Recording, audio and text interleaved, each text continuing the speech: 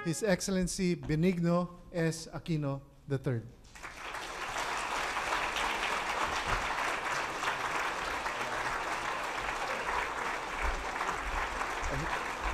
Maraming salamat po. Maupo tayo lahat. Ambassador Manuel and Mrs. Maria Teresa Lopez, Secretary Cesar Purisimo. Secretary Cesar Purisimo is the head of the Economic Cluster, Secretary of Finance. You might have noticed he had a slight limp. I am here to tell you and assert that the Philippine economy is not limping. No? It is actually due to excess. In his case, excess of peanuts, which brought about a condition of gout. Secretary Babe Singson, Secretary Voltaire Gasmin, Secretary Greg Domingo, Secretary Junobaya, Secretary R.C. Balisacan, Secretary Sari Coloma, Secretary Julia Bad, and of course, Secretary Rene Almendras. Undersecretary Lula del Rosario, Mrs. Anita Sasaki, leaders and members of the Filipino community in Japan, honored guests, mga minamahal kong kababayan. If you don't mind, I'll speak in Tagalog. I understand that MC is fluent not just in Nihongo, English obviously, also Tagalog, and I'm told also Cebuano, no? Gamay. Ano, saan ba tayo mag-umpisa? Siguro, alam naman nyo, galing tayong Canada, state visit rin po doon. Tapos may naalala kong kwento ng mga kababayan natin na pumunta ng Estados Unidos para mag-immigrate. Palagay ko, kanina kasi kausap ko yung may-ari ng Uniqlo. At sabi niya sa atin, nagpapadala sila ng mga estudyante sa atin o mga trabahador nila para mag-aral mag-Ingles. So doon ko naalala yung kwento nito kababayan natin na hindi masyado marunong mag-Ingles, papunta ng Amerika. So pinuntahan niya yung kaibigan niya na matagal lang nandun. Sabi niya, umuwi ho ng Pilipinas kasi kaibigan niya nanirahan doon. Pare, tulungan mo naman ako. Sabi niya, anong problema? May trabaho ko sa Amerika. Ang problema, hindi ako masyado magaling mag-English. Makapati pagkain, hindi ako makakain dyan. Paano ba ako kakain? Saan ako kakain? Ano ba ako orderin ko? So sabi ng kababayan niya, sabi madali yan. Pupunta ka sa isang lugar, nakasulat sa labas, nakapaskil, diner. D-I-N-E-R. Medyo mura pagkain dyan, tsaka marami. O pagkatapos, upo ka doon sa counter. Diyan sa counter kasi, pinakamabilis masilbihan. Okay, kanya. Tapos, sabi mo, coffee and donuts, please. Ano naman yun? May kape at donut. Kanya. Ako, masarap yan. Kanya. Okay, kung may problema ka, pag susunod naman ako sa'yo doon, puntahan mo na lang ako. Okay, kanya. Yung kaibigan niya, isang buwan no, nasa Pilipinas pa bago bumalik na Amerika. Nagkita sila after 1 month. Yeah. Tapos sabi nung kabayan natin isa, pare, buti lang nakita kita. Oh, anong problema?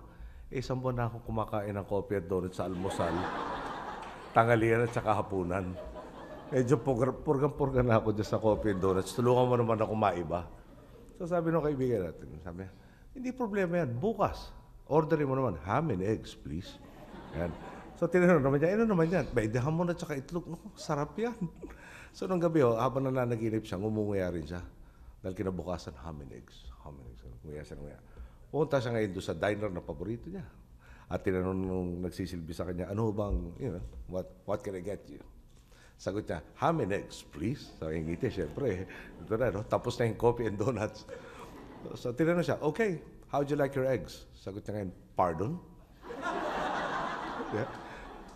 Sabi, boiled, soft-boiled, hard-boiled, scrambled, fried, over easy, sunny side up, eggs benedict, lahat na unong klaseng itlog, di ba? Sinabi sa kanya, coffee and donuts, please. Yeah. Nabanggit ko kasi sa may-ari na Uniqlo na nagtayo na ng 23 branches nila sa Pilipinas. Ang target ho nun 200 no? At mukhang patungo na ng patungo doon. At parang gusto pa i-accelerate. Mga 1,200 na empleyado na po sila dito sa mga 23 tindahan nila. So, sabi niya parang yung kakaiba na ng Hapon, yung Hapon hindi gagawin hanggang hindi perfecto. Yung Pilipino naman, parang kadalasan matapang talaga. Pag konti pala alam, parang feeling expert na. Pwede na. So good na. Sabi ko, so we are complementary. No? We should get together more and we will work on each other's strengths and each other's weaknesses. Okay. O dito na ho tayo sa formal na parte ng ating speech. Napaalala sa atin, makakala mo, unlimited yung oras mo, babalik ka na sa Pilipinas. Pero anyway po, alam po ninyo, mahigit 1 taon na lang natitira sa ating termino bilang pagkapangulo. At baka nga po ito na ang huling dalaw natin sa Japan bago tayo tuluyang bumaba. Alam po nyo, dito sa Japan natin talaga na-experience, unang-una, no? Yung pagpuri sa ating mga kababayan na sinasabi talagang significant ang contribution sa kanilang lipunan. At dito nga, siguro 2010 pa yun, kung kailan sa Yokohama, kundi parang di natin nakita, bigyan mo ang Pilipino ng pagkakataon at oportunidad na tama, talagang nagpapakita ng gilas, maski sa parte ng mundo. At dagdag ko na rin, no, yung isang parte ng mundo, kung minsan, no, talaga na, kita mo rin yung aking makapal na buhok, no? Dati yung medyo mas makapal to, eh. Yung parte ng Pilipinas, parte ng mundo, lahat ng parte ng mundo may Pilipino ho yata, eh. No? Di nagkaroon ng problema sa Ukraine, may mga kababayan tayo nasa Kiev. Nagkaroon naman ng gulo sa Yemen, may 1,000 Pilipinong nasa Yemen. Nung nasa Canada ako, yung kanila roong pinaka-northernmost communities. Pumunta raw doon sa simbahan, itong member of parliament, parang 70 to 80% nung nandun sa simbahan, Pilipino. No? Pati na yung pinaka-liblib na lugar sa Canada, meron rin. No? Okay. Hindi po ako nakakalimot. Nung huling presidential elections po, ang pagkapanalo ko po sa absentee votes, overwhelming. At doon po, kaya sa inyong pong lahat na nakikihakbang at patuloy na nakikihakbang sa daang matuwid, lalo dito sa Japan, maraming salamat po sa oportunidad at pagkakatubili dito sa atin.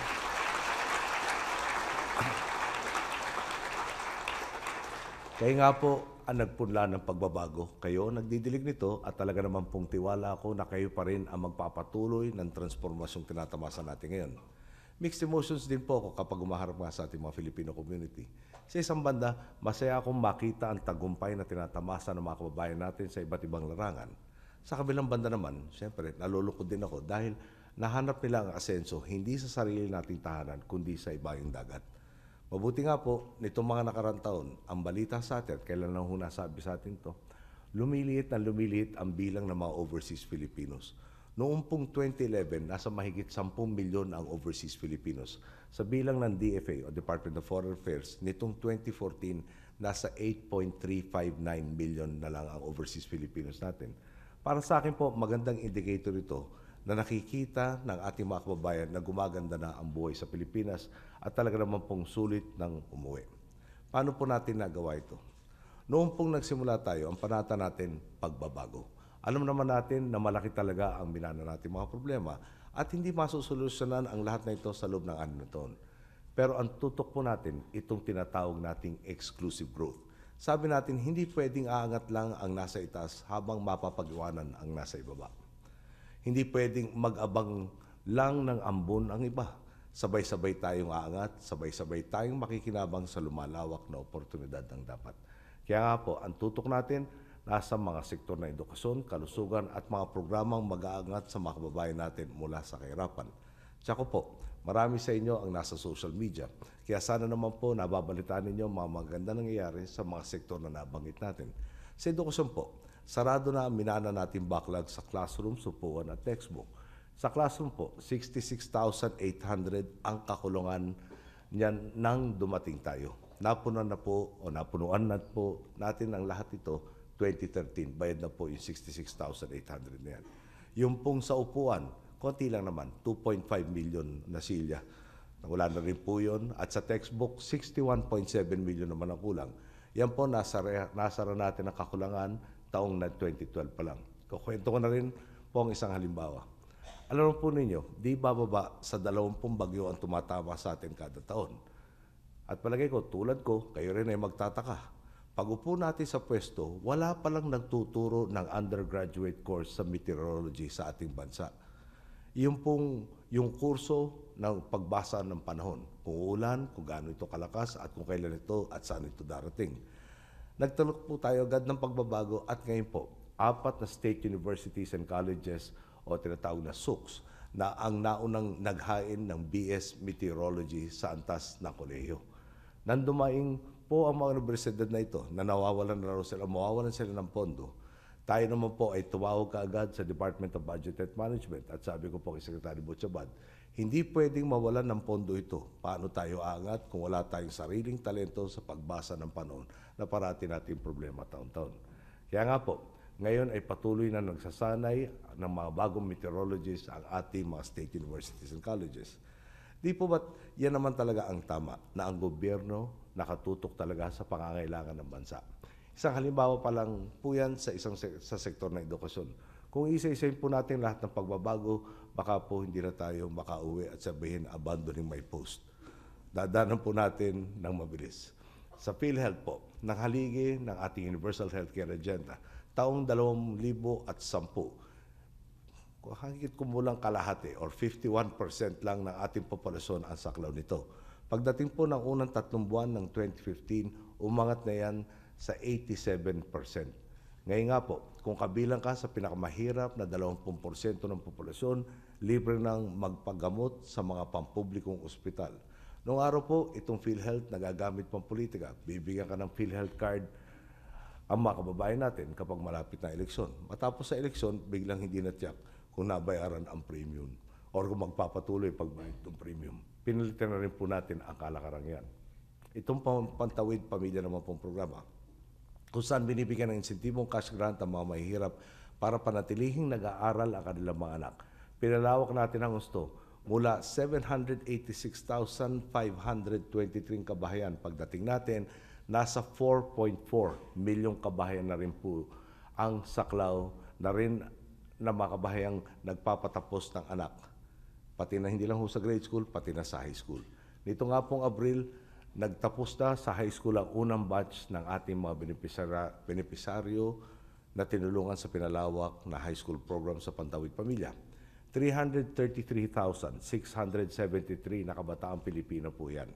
Mayroon pong 2 batang nagsalita para sa kanila nung tayo nagdaos ng pagdiriwang. Pareho silang nakapasa na po sa UP College of Engineering. Hindi po birong kurso ito. Quota course po ito at nakakailangan ng mataas ang grado mo sa entrance exam at sa eskwela para makapasok. Isipin po ninyo, mga bata ito na talagang dumaan sa hirap na kung hindi natulungan ng Estado at sa pagpupursige ng kanilang mga magulang ay baka po hindi na nagpatuloy sa pag-aaral. Pero ngayon po, mayroon pang nakapasa na sa quota course at naging mas mataas ang potensyal na makakuha ng magagandang trabaho. Sa College of Engineering, ang balak po nilang dalawa ay civil engineering. Talagang mapapakinabangan ng kanilang mga pamilya at nakalakang lipunan ang mga talento nila at dahil sa kanila at sa mga tulad nila, di hamak na mas mainam ang magiging sitwasyon ng susunod nilang salinlahi. Iyan po ang totoong bunga at pagtutok natin at pagbibigay lakas sa bawat Pilipino.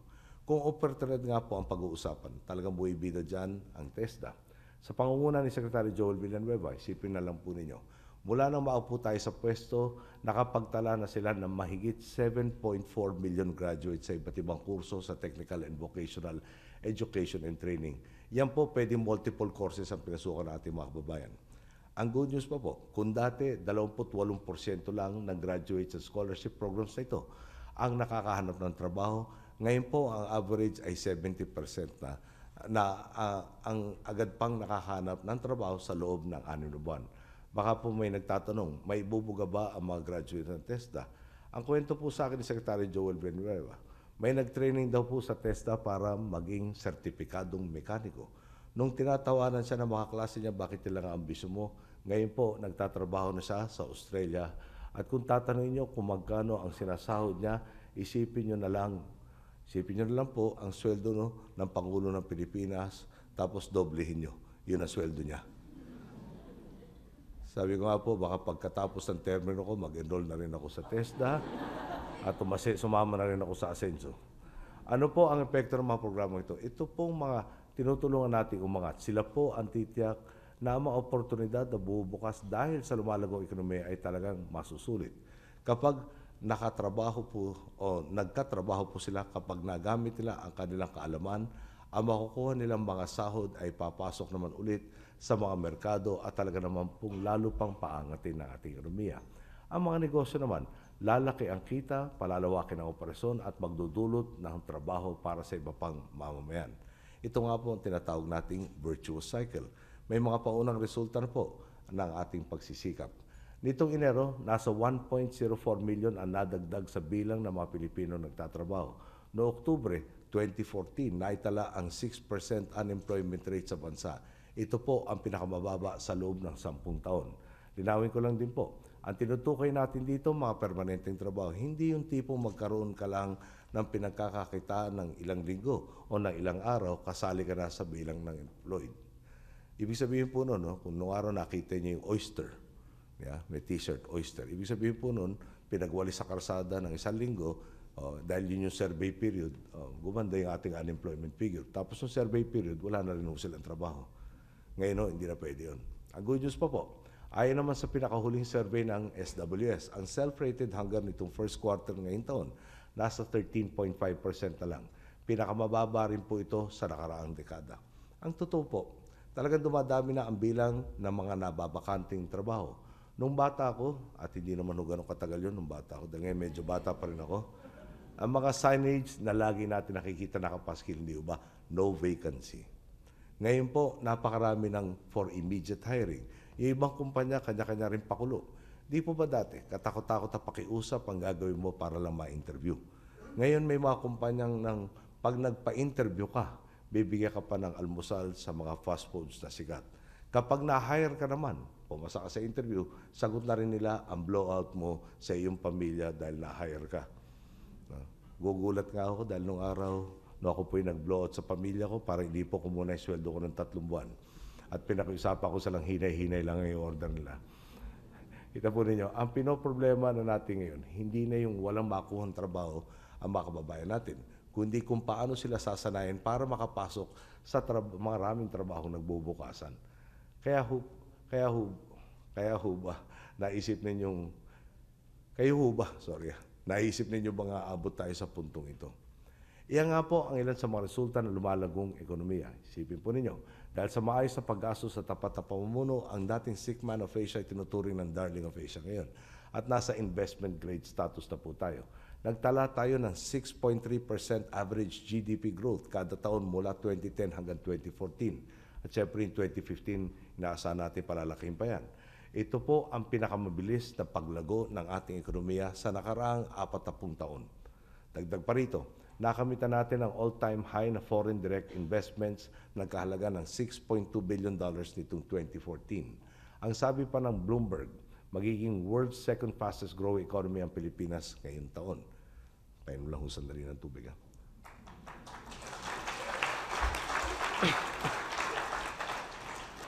Ito pong pag-aangat natin, makikita rin natin sa mga pinapatayang infrastruktura. Talaga pong matindi ang tutok natin dyan dahil kapag mas madaling nakakapaglakbay ang produkto at serbisyo, lalong lumalago ang ekonomiya. Noong pong 2010, 165 billion pesos ang budget ng Pilipinas para sa infrastruktura. Ngayon pong 2015, umabot na yan sa 570 billion pesos. Mahigit triple po ito at hindi po ito tulad dati na pwedeng daanin sa palakasan ang pagtatayo ng infrastruktura. Sa atin po, walang kampihan. Nakatutok ang mga proyekto sa kung ano talaga ang may tunay na pakinabang sa ating mga mamamayan. Marami nga po sa infrastruktura nito, talagang dekada ng pinlano o ipinangako, pero sa termino lang natin naging totoo. Halimbawa po, sa Isabela, may isang tulay, 1995 pa hinihingi ng mga taga roon dahil winasak na isang dumaang bagyo at saka yung pagbaha ng ilog, yung pagdaan ng mga trosong illegally cut logs at ipapandebri ang sumira sa kanya. Bago mabuo ang tulay, iikot ng 1.5 hanggang 2 oras sa mga kababayan natin para makatawid sa kapilang pampang ng ilog. Ngayon, para makatawid ka, 5 minuto na lang yung dati 1 oras kalahati hanggang 2 oras. Idiin ko lang po, hindi po tayo nanalo sa Isabela noong nakaraang eleksyon. Pero dahil po sa naipatay ang infrastruktura, kahit mga politikong hindi natin kakampi, talaga pong nagpapasalamat. Naliliwanagan sila. Kapag may tunay na pangangailangan, hindi sila tatalikuran ng ating administrasyon. Alam po nyo, nung inaugurate yung tulay, cute pa ho nung pangalan. Ang pangalan ko kasi nung tulay, Lulutang Bridge. Sabi ko naman kaya buong pangalan niya, Lulutang at Lulubog. No? Nung araw ko kasi mababa siyang tulay na talagang pwede mag-overflow. Pero tinayo nga natin ngayon, mataas na tuloy na ngayon para kung rumagasa na may ilog na yun, protektado sila. So, nung inaugurate yun, sabi ng mga politiko po sa atin doon, alam mo nyo, may pangalawa pa kaming tulay. Sagot po ni Secretary Singson, alam nyo, nasa budget yan, hindi lang na-approve na Senado, pero sa 2016 kasama na sa budget yan. Ay kung ganun po, salamat. Ngayon, dahil meron na ho tayo nung una, meron tayo ng pangalawa, meron pangatlo pa ako kung may tulay. Sabi ko, sandali lang, ginawa na nga nyo ako number 2, 3 pa tulay na kailangan nyo. Pero pupunta ho tayo doon, kailangan talaga. No? Halimbawa pa ulit, sa Iloilo naman po, mayroong proyekto para sa irigasyon na kung tawagin ay Halaor River Multipurpose Project Stage 2. Unang inisip po ito nung taon na isinilang ako.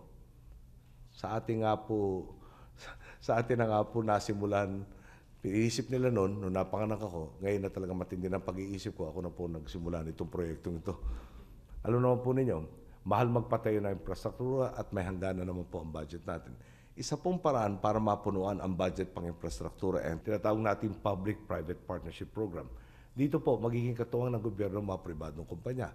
Bibigyan sila ng karapatang ipatayo mga proyekto at patakbuhin para naman ang malilibreng pondo ay maitutok natin sa ibang nangangailangan din ng pondo na mababa yung tinatawag na commercial aspects. Sa PPP po, marami ring good news. Dati kung ano-anong panunuyo at insentibo ang ibinibigay sa mga kumpanya, kasama ng commercial development rights, subsidy, pati ang paggagarantyang hindi sila malulugi.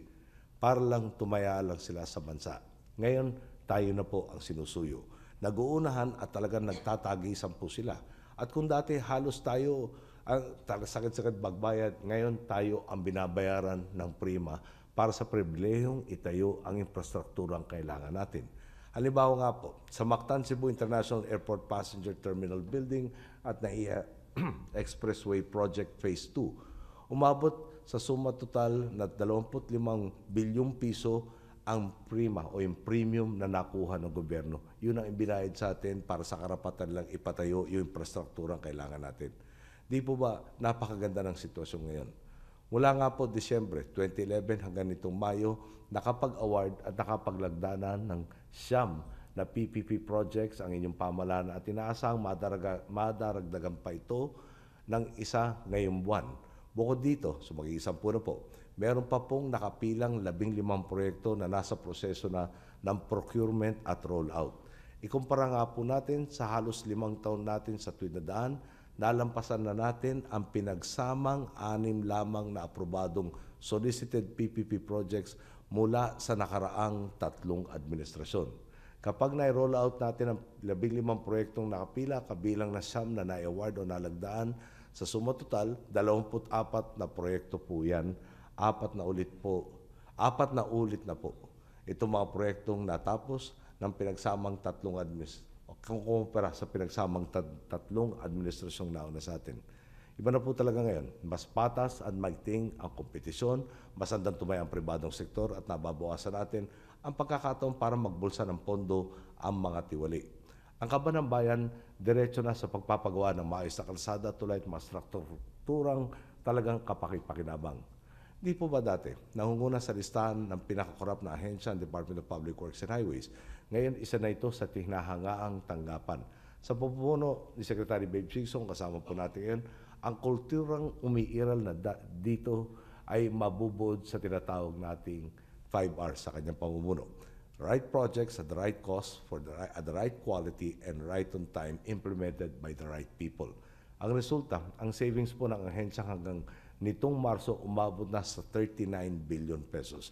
Dahil dito, napapaaga ang pagtugon sa pangangailangan ng taong bayan at napapabilis ang pagdadala ng pakinabang sa ating mga boss. Tandaan po natin, nagawa natin ang lahat ng inisyatibang ito nang hindi nagtaas ng anumang buwis maliban sa sin tax reform na ipinasa para pangalagaan ang kalusugan ng mga Pilipino. Isipin ninyo, kung matagal nang ginawa ng mga nauna sa atin ang tama at mabuting pamamahala, gaano na kaya katayog ang dapat sana nating narating sa kasalukuyan? Sa harap nga po ng mga naabot nating nagtagumpay, masasabi pa nating pwede na tayong mag-relax? Pwede na ba tayong maging kampatid sabihing okay na yan? Pwede na yan. Ididiin ko lang po, simula pa lang ito. Kailangan ituloy ang reforma, kailangan mapanagot ang mga nagkakasala sa bayan, kailangan tuluyang maiwaksi ang kultura ng korupsyon at ang siklo ng kahirapan. Huwag po natin kalimutan, nariyan pa rin ang nagbabalak na ibalik tayo sa baluktot na sistema. Kabilang po dyan, mga tinatawag na trapo o mga traditional politician. Sila po ang mga politiko mas gustong panatilihan ang mga problema sa kanilang sinasakupan para sila lagi ang lalapitan ng tao para hingan ng tulong. Kapag may kailangan banda sa pesta, ilapit mo kay congressman. Kapag kailangan ng abuloy sa namatayan, idulog mo yan kay mayor. Kapag kailangan ng mag-solicit para sa liga ng basketball, dali natin kay konsehal. Ang resulta, si Juan baon sa utang na loob at kailan naman ang singilan. Siyempre, walang iba kundi sa darating na halalan. Kukwento ko na rin po ay isa pang halimbawa. Sa Bilibid po, mayroong mga nakapiit na kriminal na sukat ba namang pong mahulihan ng band equipment at sound systems, pati audio-video equipment, aircon, pati rin po jacuzzi, nakita. Para po nakatira sila sa condominium imbis na sa bilangguan, nangharapin po sila ng kinaukulan. May humirit pa hong, anong gagawin nyo sa amin? Ipakukulong nyo pa kami. Sa iba pong ahensya po, may nahuli rin gumagawa ng ano-anong kabalustugan. Ang salita raw po nila, dekada-dekada na namin ginagawa ito. Kayo, isang taon na lang, no? At isang termino lang dyan. Hihintayin na lang namin kayong bumaba para maituloy na namin ang dati namin kinagisnan. Talaga naman pong ayaw nila sa pagbabago. May mga, alam po nyo, may mga nagmungkahi nga po dati. At hanggang sa kasalukuyan, meron pa rin humihirit paminsan-minsan. Bakit di na lang i-extend ang termino at ituloy ang pagbabago sa ating pamumuno? Nang naging malinaw po sa kanilang hindi ako sang-ayon na baguhin ang saligang batas para pahabayan ang termino ko, ang naging bagong version po ng tanong ay ganito po. Baka raw po gusto kong tumakbo sa ibang pwesto. Isa pa po, may balak daw pa ba akong mag-asawa?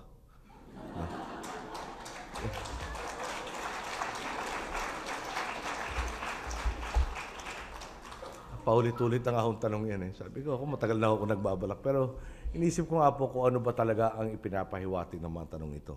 Ang totoo po yatang ibig nila sabihin, tumakbo ka sa ibang pwesto dahil mabuti nang nandiyan ka para manguna ka ulit kung kakailanganin namin ng iyong tulong. Sa pagpapakasal naman po, hindi naman siguro sila nag-aabang ng imbitasyon. Ang nasa isip po yata ng mga ito, sakaling pala rin po tayong magkaanak, maganda na yung may reserba silang tatawagin kung may problema ang darating. Yung pong nasa imahinasyon ko pa lang, mukhang na ibo-volunteer na nila. Sa ganito pong pag-iisip, baka pati mga pamangkin ko po, na medyo nakakaedad na ngayon, nasa linyang 20 anyos na ngayon, ay baka ho sila magpalit ng apelido, baka sila ma-volunteer. Kaya ang tama po yatang pananaw at aking pumungkahi, di ho ba kayo ang gumawa ng lahat ito? Kayo ang nagdala ng pagbabago at kayo ang magpapatuloy dito. Marami na po talaga tayong narating, pero marami pa rin tayong kailangan gawin. Ang tanong, mag-u-turn ho ba tayo pabalik sa baluktot na daan? O itutuloy natin ang pag-arangkada sa damatwid? Nasa kamay ng mamamayan ang patutunguhan ng Pilipinas. Lalo pa po palapit na ng palapit ang halalan ng taong 2016. Marami na nagtatanong kung sino ang magpapatuloy na maganda nating nasimulang pagbabago, lalo na sa pagbaba natin sa pwesto. Ulitin ko po, kayo ang gumawa ng pagbabago at kayo ang magpapatuloy nito. Nasa inyo ang pagpili ng tapat at matuwid na pinuno na talaga namang gagamitin itong tinatamasa nating mas mataas na estado upang lalo pang paangatin ang Pilipinas tungo sa katuparan ng ating kolektibong mga pinapangarap. Kung may darating napapalit sa atin para apihin lang tayo, para nag-U-turn nga lang po tayo sa dati. At palagay ko po, sino kaya sa atin ang papayag na magkaroon ng ganong sitwasyon? Hindi ko lang po, yung kinabukasan dadatnan natin, kayo pa rin o tayo pa rin. At tayo pa rin ang gagawa, tayo ang magpapanatili, gaya ng paggawa ninyo sa pagbabagong tinatamasa natin ngayon. Mga boss, hayaan po ninyong idin ko. Hindi tadhana ng Pilipino ang habang buhay na paghihirap. Hindi nakakabit sa pangalan natin ang walang humpay ng pagdurusa. Nasa dugo natin ang pagtindig para sa tama, nasa lahi natin ang paglaban para sa katarungan. Tangan na po natin ang pagkakatong ituloy ang positibong transformasyon ng bansa. Huwag tayong bibitiw. Ipamana natin sa susunod na mga henerasyon ng Pilipino ang maunlad na Pilipinas na matagal na natin pinapangarap. Patunayan natin the Filipino is worth dying for, the Filipino is worth living for, at talaga naman pong the Filipino is worth fighting for. Isang karangalan ang mapaglikuran ang lahing Pilipino. Ganda gabi po. Maraming salamat po sa inyo.